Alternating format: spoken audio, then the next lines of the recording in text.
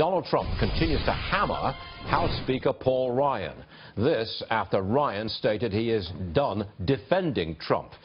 Looks like it's Trump versus the world, so let's bring in Bret Baier, host of Special Report. All right, Bret, I copied your expression. This is an election for the ages. I think you used that just the other night. And it is, isn't it? But tell me about the state of play within the Republican Party. Looks like civil war. It is, Stuart. There's no hiding it. It is here. I mean, there was all this talk about a civil war for several years and through the primaries, and there was pushback from Republican leaders saying it'll all come together in the end. Well, now it is here, and there is an open civil war. Donald Trump obviously spent a day and a half responding to Paul Ryan's kind of lack of support, saying the House Speaker saying he wouldn't campaign or fundraise with Trump. But notably, he didn't pull his endorsement from Trump. That set off a lot of Republicans walking away from Donald Trump, and that in turn set off Donald Trump. So it is an open civil war. I don't think that these allegations, a series of them, help, obviously, the Trump campaign, and it is an avalanche of bad news in what has been not a great few days.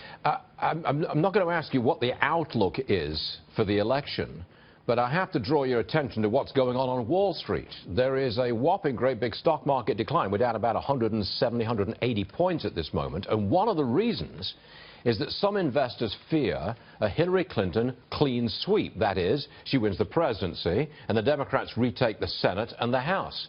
That's a concern to investors. So is that a very remote concern at the moment, Bret? No. I mean, I think the House is still a little bit out of reach, that there is a firewall, that House Republicans, there are some seats that seem to be structured that Republicans are pretty good at holding. However, if there is a wave, if we see this start developing over the next week and a half, you could see the House go. I think the Senate is in a really precarious spot for Republican leadership. They concede it privately up on Capitol Hill, and they will tell you that there are a lot of races that are within the margin of error, that if they go 2 points the other way, it could be a Democratic majority. I'm going to copy you again. It is indeed an election for the ages, and that's a fact.